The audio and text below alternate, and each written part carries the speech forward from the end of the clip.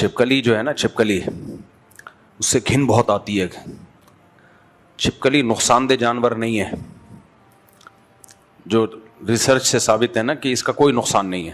کھائیں نہیں، لیکن نقصان دہ کوئی زہر وہر نہیں ہوتا اس میں، لیکن یہ گندا بہت ہے، گھن بہت آتی ہے اس سے. اتنی ایک متلی آتی ہے نا چھپکلی کو دیکھ کے. اسی وجہ سے نبی صلی اللہ علیہ وسلم نے فرمایا کہ چھپکلی کو دیکھو تو حدیث کا مفہوم ہے ایک ہی وار میں مار دو اس کو، اور جتنے وار میں اس کو ماریں گے نیکیاں اتنی کم ہوتی چلی جائیں گی. علماء نے اس میں حدیث میں یہ جو حکمت ہے وہ بیان کی ہے کہ ایک ہی وار میں مارنے کا حکم اس لیے کہ جانور کو تکلیف کم سے کم ہو. کیونکہ لوگ جب چھپکلی مارتے ہیں نا تو وہ بیچاری کا کچمڑا بنا دیتے ہیں، پہلے ایک بار، پھر دم سے پہلے وہ ڈانس دیکھیں گے اس کا تھوڑی دیر دم کا، پھر وہ، تو اس لیے جہاں یہاں نہ کریں، یہاں تو گند ہو جائے گا. چھت وت سے گری ہے میرا خیال ہے. تو جب کوئی چھپکلی دیکھی ایک ہی دفعہ میں چپکا دیا اس کو، اسٹیکر بنا دیا. ڈمپر نہیں کرتے جو کراچی کے روڈوں پہ. مارنے کا حکم کیوں ہے؟ دیکھو اسلام گندگی سے بہت دور رکھتا ہے ہمیں. اسلام جو ہے نا گندگی سے بہت دور. اسلام میں جو صفائی، طہارت، نظافت ہے وہ دنیا کے کسی مذہب میں نہیں ہے. چھپکلیوں کا گھر میں ہونا، اس سے گھن بہت آتی ہے انسان کو، گھن بہت آتی ہے. تو اس لیے جتنے بھی حرام جانور ہیں اسلام نے انہیں پالنے میں، کچھ جانوروں پہ تو بالکل پابندی لگا دی، کچھ جانوروں پہ پابندی تو نہیں لگائی لیکن پسند نہیں کیا. جیسے کتا پالنے پر تو پابندی لگا دی. بلی کی اجرت کو بھی حدیث میں پسند نہیں کیا گیا، یعنی بلی کا بزنس حلال ہے لیکن جو حدیث میں آتا ہے نا کہ پسند نہیں ہے، تو علماء اس میں تعویل کرتے ہیں کہ ناپسندیدہ ہے، یعنی جائز ہے لیکن قابل تعریف نہیں ہے، مکروہ ہے بلی کو بیچنا، خریدنا. اور بلی کے بالوں میں بھی بیماریاں ہیں. ابھی ہمارے بچوں نے، ایک چھوٹی بچی نے بہت ضد کی ہوئی تھی بلی خرید کے، تو میں نے کہا بیٹا کچھ بھی خرید لو، بلی نہیں خریدوں گا میں. تو پھر اس نے بطخ کے چوزے خریدے ہیں، اس کو پال رہی ہے وہ چھوٹی بچی. بطخ کے چوزے ہوتے ہیں نا چھوٹے چھوٹے، بڑے پیارے ہوتے ہیں، اس کے لیے چھوٹا سا ٹب بنا دیا اس نے، اس میں تیر رہے ہوتے ہیں، ڈبکیاں لگا رہے ہوتے ہیں، بچے بڑا انجوائے کر رہے ہوتے ہیں اسے دیکھ کے. تو کوئی بھی جانور، جو کتے کے تھوک میں بیماریاں ہیں، کتے کی لید میں بیماریاں ہیں. حلال جانوروں میں آپ دیکھ لو، یہ جو باڑے میں لوگ ہوتے ہیں گوبر پڑا ہوا ہوتا ہے، وہیں چارپائی ڈال کے پوری رات سوتے ہیں، کوئی بیماری نہیں ہوتی ان کو. تو ان حلال جانوروں کے پیشاب میں، گوبر میں بیماریاں نہیں ہیں. ہاں سڑ جائے تو ایک الگ بات، یہ نہیں کہ گوبر میں چارپائی ڈال کے سویا کریں، میں تو ایک مثال دے رہا ہوں. بیماریاں حرام جانوروں میں. اور آپ کو ہی پتہ ہے کہ جو وائرس یعنی حرام جانوروں کی بیماریاں انسانوں میں بھی پھیلتی ہیں بہت تیزی سے، وائرس پھیلتے ہیں. حلال جانوروں میں بہت کم بیماریاں ایسی ہیں جو انسانوں کو لگتی ہیں، وہ کامن نہیں ہیں وہ بیماریاں. خیر، تو چھپکلی پر میں نے بیان شروع کر دیا. تو سورہ معارج کی یہ آیات کئی ہفتوں سے میں پڑھ رہا ہوں. اللہ تعالیٰ نے ارشاد فرمایا کلا انا خلقناہم مما یعلمون، ہم جانتے ہیں ہم نے انسان کو کس چیز سے پیدا کیا. تو انسان کو اس کی اوقات یاد دلائی جا رہی ہے، اور اوقات جب یاد دلائی جاتی ہے جب کوئی اپنی اوقات بھول جاتا ہے. اس پہ میں نے مثالیں دی تھیں کہ کسی کو اس کی اوقات یاد دلانا یہ عام طور پر یہ اچھا نہیں سمجھا جاتا. میں نے مثال دی تھی، کوئی آدمی سائیکل پہ جا رہا ہو، کوئی لینڈ کروزر میں گھوم رہا ہو، آپ کہیں یار تمہاری اوقات تھی، تم تو سائیکل پہ جایا کرتے تھے، تو برا لگتا ہے نا کہ بھائی کیوں مجھے میری اوقات یاد دلا رہے ہو. تو یہ کسی کو اوقات یاد دلانا برا کام ہے، لیکن اس وقت یہ ضروری ہے جب وہ اپنی اوقات بھول جائے، اس میں تکبر پیدا ہو جائے. تو انسان میں چونکہ کبر ہے، تکبر ہے، تو اس لیے قرآن انسان کو انسان کی اوقات یاد دلاتا ہے. دیکھو انسان نا انسانوں کے مقابلے میں تو صاحب فضیلت ہو سکتا ہے. اور کمال کی بات ہے کہ آج پوری دنیا انسان کو انسان کے سامنے تواضع سکھاتی ہے. یہ جو انگلش کے الفاظ ہیں نا بہت سارے، کہ آپ کو ایک دوسرے کے ساتھ تواضع کے ساتھ رہنا چاہیے، اور ملنسار بن کے رہنا چاہیے، موسٹ مرسیفل بن کے رہنا چاہیے، یہ سب انسانوں کے لیے ہیں. خدا انسان کو انسان کی اوقات یاد دلاتا ہے اللہ کے مقابلے میں، اللہ کے مقابلے میں، کہ تم اس کے مقابلے میں تمہاری کوئی حیثیت نہیں ہے، لہذا اس کے سامنے بالکل زیرو، تم جھک جاؤ. تو قرآن کہتا ہے کلا انا خلقناہم مما یعلمون، ہم جانتے ہیں ہم نے اس کو کس چیز سے بنایا ہے. اب میں چند وہ مثالیں دوں گا جس سے پتا چلتا ہے کہ ہم اپنی اوقات بھول چکے ہیں. تکبر، نبی صلی اللہ علیہ وسلم نے ارشاد فرمایا تکبر یہ ہے بطر الحق، حق کا انکار کر دینا اپنی پرسنالٹی کی وجہ سے. کتنے مواقع ایسے ہیں جہاں ہم حق کا انکار کرتے ہیں، کتنے مواقع ایسے ہیں. دیکھو قرآن کیا کہتا ہے، جو نماز نہیں پڑھتا وہ بھی متکبر ہے. کافر اس کو متکبر مانتا ہے؟ جو لوگ نماز نہیں پڑھتے کافر ان کو کہتے ہیں کہ یہ متکبر ہیں؟ کہتے ہیں نہیں یار یہ تو بہت ملنسار ہے. وہ کیا کہتے ہیں؟ Down to earth. یہ بندہ ڈاؤن ٹو ارتھ. میں نے بہت باہر ملکوں میں جب جاتا ہوں تو غیر مسلموں کے بارے میں مفتی صاحب یہ مائیکل جو ہے نا ڈاؤن ٹو ارتھ ہے، یہ چنگ پونگ جو ہے یہ ڈاؤن ٹو ارتھ ہے. یہ ہر قوم کی اپنی زبان ہوتی ہے. یہ شنگ شونگ جو ہے ڈاؤن ٹو، جیپنیز سارے ڈاؤن ٹو ارتھ ہوتے ہیں، اللہ کی نظر میں متکبر ہیں. ابھی جاپان میں میرے خلاف بڑی کمپین چل رہی ہے بھائی. جیپنیز اخبار میں کوئی میرے خلاف شائع ہوا ہے، میں نے کہیں بیان میں وہاں جا کے بولا ہے نا 4 شادیاں کرو اور فیملی سسٹم کو پروموٹ کرو وغیرہ وغیرہ. تو وہاں کچھ بے وقوفوں نے، ہمارے ہی مسلمانوں نے کچھ جلد سے جلوس نکالنے شروع کیے، روڈوں کو بند کیا.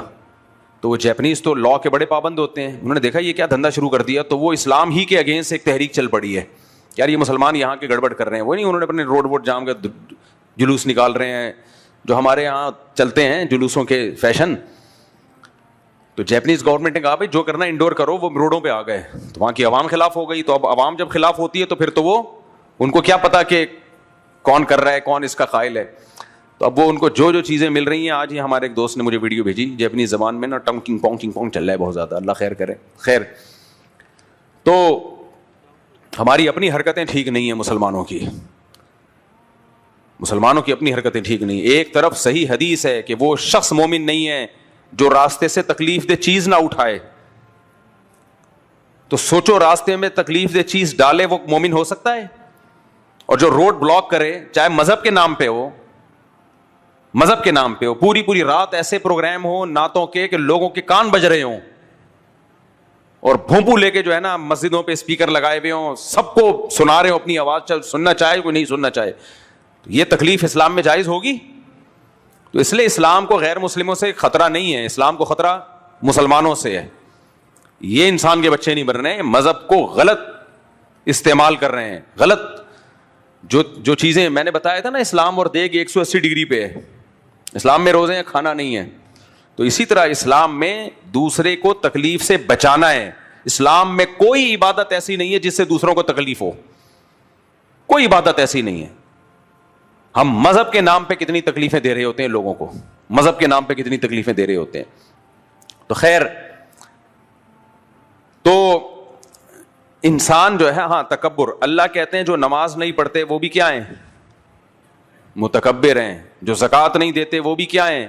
متکبر. تو سوال پیدا ہوتا ہے بھائی وہ تو ڈاؤن ٹو ارتھ ہوتے ہیں، وہ تو اتنے ملنسار. بھائی وہ انسانوں کے لیے ملنسار ہیں، خدا کے لیے ملنسار نہیں ہیں. اس لیے کہ جس خدا نے ان کو پیدا کیا تھا اس خدا کا انکار اتنے دھڑلے سے کیا انہوں نے کہ ہم خود بخود وجود میں آئے ہیں، ہمیں کوئی بنانے والا نہیں ہے.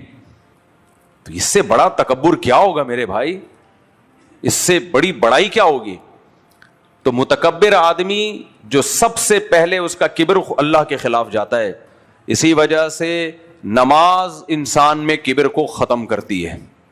حضرت مولانا اشرف علی تھانوی رحمہ اللہ نے لکھا کہ تکبر ختم کرنے کا جو سب سے بڑا ذریعہ ہے نا کسی میں کبر ہو، تو تکبر ختم کرنے کا سب سے بڑا ذریعہ نماز ہے، سب سے بڑا ذریعہ. انہوں نے فرمایا کہ نماز میں اول سے آخر تک، اول سے، تکبر سے مراد سمجھ گئے؟ اللہ کے سامنے تکبر، ڈاؤن ٹو ارتھ انسانوں کے سامنے ہونا الگ چیز ہے. سب سے پہلے اللہ کہتے ہیں میرے سامنے کبر مت کرو. اگر میرے سامنے کبر کرو گے تو لوگوں کے سامنے جھکتے رہو 100 دفعہ، اللہ نہیں مانے گا آپ کو. میں اکثر بیانات میں مثال دیتا ہوں، ایک آدمی باپ کے سامنے اکڑتا ہے، باپ اسے آرڈر دیتا ہے نہیں مانتا، باپ کو باپ نہیں مانتا، تو ڈاؤن ٹو ارتھ ہو گیا. باہر نکلتے ہی تواضع کے ساتھ ہر ایک کے ساتھ جھک کے ملتا ہے. تو لوگ اسے کہیں گے ڈاؤن ٹو ارتھ, کیا تواضع والا بندہ ہے. ابا مان لے گا, ابا بولے گا اس سے بڑا فرعون میں نے پیدا ہی نہیں کیا ہے, ابا یہ بولے گا نا. تو اس لیے اسلام ہر چیز کو جو دیکھتا ہے نا وہ کہتا ہے اللہ کی نظر سے دیکھو. فیصلے جنت اور جہنم کے کس نے کرنے ہیں؟ اللہ نے کرنے ہیں. تو اسلام یہ کہتے ہیں اللہ کی نظر سے آپ نے لوگوں کو دیکھنا ہے. اللہ جس کو اچھا کہے گا وہ اچھا ہے, اللہ جس کو متکبر کہے گا وہ متکبر ہے. ابو جہل بھی اپنی قوم میں بڑا مشہور آدمی تھا, اللہ کی نظر میں وقت کا فرعون تھا وہ. تو اس لیے میرے بھائی اللہ تعالیٰ کافر کو اس لیے نہیں مانتے کہ کافر اللہ کی نہیں مانتا, اور اگر کوئی اللہ کی مانتا ہے تو اللہ کی نظر میں سب سے پہلے وہی ہے. تو نماز جو ہے نا تکبیر تحریمہ سے لے کے سلام پھیرنے تک مکمل تواضع تواضع تواضع عاجزی. سب سے پہلے ہم کیا کہتے ہیں؟ اللہ اکبر, اللہ سب سے بڑا ہے. تو تکبر ختم ہوگا کہ نہیں ہوگا؟ اپنی نفی کر لی, بھائی میں کچھ بھی نہیں ہوں, دنیا کچھ بھی نہیں ہے, سب سے بڑا کون ہے؟ اللہ ہے. پھر ہم ثنا پڑھتے ہیں سبحانک اللہم, اے اللہ ہر عیب سے تو پاک ہے, وبحمدک تو ہی قابل تعریف ہے, وتبارک اسمک تیرا نام برکت والا, وتعالی جدک تیری شان بہت بلند, ولا الہ غیرک تیرے سوا کوئی عبادت کے لائق نہیں ہے. کتنے پیارے کلمات ہیں. اب آتا ہی نہیں ہے, ترجمہ ہی نہیں آتا لوگوں کا, پی ایچ ڈی کر لیتے ہیں, اتنی توفیق نہیں ملتی. 5 دن لگائے نا تو پوری نماز کا ترجمہ انسان سیکھ سکتا ہے. آپ ثنا کا ترجمہ سیکھ لو, پھر سورہ فاتحہ کا ترجمہ, کہ 1 دن بھی نہیں لگے گا اس میں. اس کے بعد سورت کا ترجمہ سیکھ لو, کوئی جو عام طور پہ پڑھی جاتی ہیں. پھر رکوع میں اللہ اکبر, وہ پہلے سے پتہ ہے اللہ اکبر کا مطلب کیا ہے, اللہ سب سے بڑا. سبحان ربی العظیم, میرا رب, سبحان کا مطلب ہر عیب سے پاک ہے, العظیم عظمت والا. پھر سمیع اللہ لمن حمیدہ, اللہ نے اس کی سن لی جس نے اللہ کی تعریف کی. سمیع اللہ, اللہ نے سن لی, سماعت سے نکلا ہے نا. ابے اردو عربی 90% تو سیم ہے.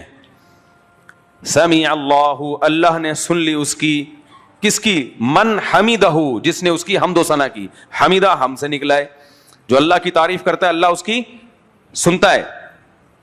تو لہذا پھر ہم اللہ کی تعریف کرتے ہیں, ربنا لک الحمد, اے ہمارے رب, لک الحمد تعریف صرف تیرے لیے, ہم قابل تعریف نہیں ہے. اگر نماز سمجھ کے پڑھنا شروع کر دو نا, ہر آدمی انسان کا بچہ بن جائے. نہیں یاری میرا خیال بات بہت مشکل ہے سمجھانا. نماز اتنی مزے کی عبادت ہے, اتنی مزے کی عبادت ہے کہ اس کے یار میں جب صرف نماز ہی پڑھتا ہوں نا, میں کہتا ہوں اسلام کا ہم پر کوئی احسان نہ بھی ہوتا نا, صرف نماز تو اسلام ہمیں دے کے چلا گیا نا, بہت بڑا احسان تھا. یہ دنیا میں خدا کی قسم کسی مذہب کے پاس نماز کی 1 رکعت جیسی بھی عبادت نہیں ہے, اور یہ سلیکٹڈ ہے خدا کی طرف سے, یہ انسانوں کی بنائی ہوئی عبادت نہیں ہو سکتی. کوئی انسان 100 سال بھی سوچتا رہنا ایسی عبادت مارکیٹ میں لا نہیں سکتا. وہ یہ محمد صلی اللہ علیہ وسلم کی گڑی ہوئی عبادت نہیں ہے. یہ صرف نماز اس بات کی گواہی دیتی ہے کہ یہ مذہب کس کا ہے, یہ دین اللہ کا. یہ وحی کے ذریعے تو یہ بتائی جائے. اچھا مجھے ایک بات بتاؤ, اگر محمد صلی اللہ علیہ وسلم معاذ اللہ نقل کفر اللہ کے پیغمبر نہیں ہیں, تو دنیا میں کتنے جھوٹے لوگ آئے نا مذہبی اسکالر. بھائی جتنے بھی دنیا میں مذہب ہیں سب کسی نہ کسی کی طرف منسوب ہے نا, تو کوئی ایک مذہب بھی اس جیسی عبادت کیوں نہیں لایا؟ ارے قرآن بار بار کہتا ہے نا کہ اگر یہ قرآن اللہ کی طرف سے نہیں ہے, یہ نبی نے خود بنایا ہے, تو نبی انسان ہے نا, تو بہت سارے دنیا میں انسان ہیں, سارے مل جل کے ایک آیت اس جیسی لے آئیں. کیا خیال ہے؟ نہیں آ رہی سمجھ میں؟ دیکھو ایک چماٹ کے بغیر سمجھ میں آتا نہیں ہے. بہرحال آپ لوگ تو قابل احترام میرے لیے, لیکن ویسے ایک مثال دے رہا ہوں میں. آج کل میرے پاس اصل میں کیسز بہت آتے ہیں نا, اثر کے وقت تو بہت سارے آ رہے ہوتے ہیں, تو میں لوگوں کو چماٹوں کے مشورے دے رہا ہوتا. دیکھو ایک عجیب کیس آ رہے ہیں, وہ بتانے بھی نہیں چاہیے, پھر ایسا نہ ہو کہ کچھ برائی کی چیزیں سن کے بھی برائی پھیلتی ہے, تو اس لیے وہ میں اسکپ کر دیتا ہوں. ایسے ایسے کیس آتے ہیں کہ میں پھر ان کو کہتا ہوں یہ واجب الچماٹ ہے, یہ محبت سے سمجھنے والا کیس نہیں ہے. یہ بہت خوب اچھی طرح سمجھ لو. یہ جو اخلاق کا ہیضہ ہو جاتا ہے نا بعض لوگوں پہ, اخلاق کا ہیضہ, اخلاق بہت اچھی چیز ہے, یاد رکھو. لیکن اللہ نے مرد کو گھر کا سربراہ بنایا ہے. سربراہ کو چاہیے جو کام اخلاق سے ہو سکتا ہے وہ سختی سے نہ کرے, لیکن اگر سربراہ کے پاس سختی کی اتھارٹی ختم ہو جائے تو وہ سربراہ نہیں ہے. اور جس اسٹیٹ میں سربراہ نہیں ہے, جس گھر میں سربراہ نہیں ہے, اس سے بڑا فساد کسی گھر میں ہو نہیں سکتا. آج کل مارکیٹ میں یہ چل رہا ہے. باپ باپ نہیں ہے, بھائی بھائی نہیں ہے, ماموں ماموں نہیں ہے, چاچو چاچو نہیں ہے. چاچو بھی جمشید, ماموں بھی جمشید, ابا غفار صاحب ہیں, مائیکل صاحب ہیں, بس ختم. وہی گوروں کی طرح سیٹ اپ سارا. تو اس لیے آدمی کو چاہیے جب وہ گھر میں داخل ہو تو بچے بھی خوش ہوں, ہمارے ابا آ رہے ہیں. ایسے چنگیز خان نہ بن جائے کہ بچے ٹینشن کانپنا شروع ہو جائیں. بعض گھروں میں ایسا ہوتا ہے, یہ بالکل غلط ہے. بچے خوش ہوں ہمارے فادر آ رہے ہیں گھر میں, بیگم خوش ہو میرا ہسبینڈ آ رہا ہے, خوش ہو. لیکن اتنا میٹھا نہ بنو کہ بیگم بھی کھا جائے اور بچے بھی بیچ کے کھا جائیں آپ کو. تھوڑا سا روب رہے, تھوڑا سا کیا رہے, تھوڑا سا روب رہے. تو ورنہ یہ بالکل بھی نگرانی جو چھوڑ دیتے ہیں اور بالکل ہی روب ختم, تو بھائی یہ پھر سربراہ نہیں ہو, تم بیڑا غرق ہوئے, اپنے لیے بھی نقصان, ماتحتوں کے لیے بھی نقصان. تو اس لیے ہر چیز بیلنس میں اچھی ہوتی ہے. اب آپ کہو کہ کون سا ٹاپک لے کے بیٹھ گیا, لیکن مارکیٹ میں جو چل رہا ہے نا وہ یہی چل رہا ہے بہت زیادہ. تو اب دیکھو ہمارا ملک جو ابھی پاکستان کے جو اب آج کل سنی جا رہی ہے, اسلام آباد میں سب آ رہے ہیں, تو یہ اخلاق کی وجہ سے ہیں. یعنی پاکستان کے اخلاق بہت اچھے ہیں. پوری دنیا میں ہم پھول بانٹتے ہیں. ابھی جو دنیا نے پاکستان کو باپ بنایا ہوا تو ہے نا, یہ تو مانتے ہو نا. آج کل مجھے بتاؤ دنیا میں سب ملکوں کا باپ کون چل رہا ہے, لیٹسٹ رپورٹ کیا ہے؟ فی الحال وہ میرا ایک کلپ بڑا چلا ہے ابھی, وہ کیا ہے, سبھی تو خوشیاں منا رہے ہیں, کیا ہے وہ شعر بھول گیا, سوائے ابلیس کے جہاں میں, وہ سنا ہے آپ نے, سوائے ابلیس کے جہاں میں سبھی تو خوشیاں. اللہ بریلویوں کو جزائے خیر دے, انہوں نے ایک شعر بڑا اچھا نکال لیا. اب صحیح جگہ یہ کیا ہو رہا ہے, وہ ہمارے اوپر فٹ کرتے ہیں ویسے تو, کہ ربیع الاول میں, یہ شعر بریلوی حضرات کا ہے, وہ ہم پر فٹ کرتے ہیں. کہتے ہیں ربیع الاول ہم لوگ نہیں مناتے نا, نہ وہ بتیاں وتیاں لگاتے ہیں, نہ وہ جو کچھ یہ لوگ کرتے ہیں. تو ہم پہ یہ طنز کر, بچپن سے ہم یہ شعر اپنے خلاف سنتے آ رہے ہیں, سوائے ابلیس کے جہاں میں سبھی تو خوشیاں منا رہے ہیں. تو یہ بچپن سے یہ شعر سن کے ہم ٹھٹھرتے جاتے تھے, یار ہم پہ تو انہوں نے فتویٰ لگا دیا کہ ہم عاشق رسول نہیں ہیں, ہم تو ربیع الاول مناتے نہیں ہیں, یہ عشق رسول ہی نہیں ہے. ہم احساس کمتری میں گھٹ گئے. کیا خیال ہے؟ اسکول کے زمانے سے نا ہمارے بہت سے بریلوی دوست تھے, وہ اسکول میں بھی ہم پہ طنز کرتے تھے, کہہ رہے یار تم تو وہابی ہو, ایک فتویٰ ان کا ہمیشہ ہمارے خلاف ہوتا, تم گستاخ رسول ہو. بس یہ ہم کہتے یار ہم کیوں گستاخ رسول ہو گئے یار, کہہ رہے تم درود شریف کو نہیں مانتے. ابے بھائی ہم درود شریف کو کیوں نہیں مانتے, ہمارے اکابر تو تسبیحات ہزار تسبیحات پڑھتے. شیخ الحدیث مولانا زکریا رحمۃ اللہ علیہ تو اتنا درود پڑھا کرتے تھے, اور مسجد نبی میں روزے کے سامنے بیٹھ کے. کیوں نہیں مانتے بھائی, بس وہ ایک چلایا ہوا تھا, گستاخ ہو اور درود شریف کو نہیں مانتے اور وغیرہ وغیرہ وغیرہ. تو اس میں ایک یہ بھی تھا کہ ربیع الاول نہیں مناتے, تو پھر یہ شعر ہمیں سناتے تھے, سوائے ابلیس کے جہاں میں سبھی تو خوشیاں منا رہے ہیں. تو مجھے یہ صحیح موقع پہ یاد آ گیا یہ شعر, کہ ابھی جو پاکستان کے حالات چل رہے ہیں تو کچھ لوگ ابھی بھی نیگیٹو بہت سوچ رہے ہیں, ہر اچھی چیز کو نیگیٹو لے کے جا رہے ہیں. ایکچولی آج بھی ہمارے ایک دوست کا میسج آیا باہر ملک سے, مفتی صاحب یہ سب ٹوپی ڈرامہ چل رہا ہے, سب امریکہ کے کہنے پہ ہو رہا ہے, ایکچولی یہ ہے. میں نے کہا بس کر دے یار, خدا کے لیے بس کر دے یار, تو اتنا زیادہ منفی نہیں سوچا کرو. تو بہرحال اب میں زیادہ اس ٹاپک میں نہیں جاتا. تو سوائے ابلیس کے جہاں میں سبھی تو خوشیاں منا رہے ہیں, اب آج کے حالات میں فٹ ہوتا ہے. آپ کسی بھی سیاسی تنظیم سے ہو, اس کو پروموٹ کرو. آپ پی ٹی آئی سے ہو, جے یو آئی سے ہو, مسلم لیگ سے, کوئی پرابلم نہیں ہے. اس کا P T I J you آئی سے کوئی تعلق نہیں ہے, سیاسی اختلافات چلتے رہیں گے, کوئی مسئلہ نہیں ہے. لیکن جب ملک کی اجتماعی بات آتی ہے, کوئی اجتماعی سطح پہ ملک کو عزت مل رہی ہو, تو اپنی سیاسی جماعتیں ایک طرف, کنٹری سب سے پہلے. بے شک اس اپنی جماعت کو کرتے رہو, یعنی اس کو پروموٹ کرتے رہو, کوئی پرابلم کی بات نہیں ہے. لیکن جہاں کنٹری کی بات آئے گی بھائی, اور کنٹری کو عزت مل رہی ہوگی, تو اس پہ بھی خوش نہیں ہو رہے, تو پھر تو یہ بنتا ہے نا, سوائے ابلیس کے جہاں میں سبھی تو خوشیاں منا رہے ہیں.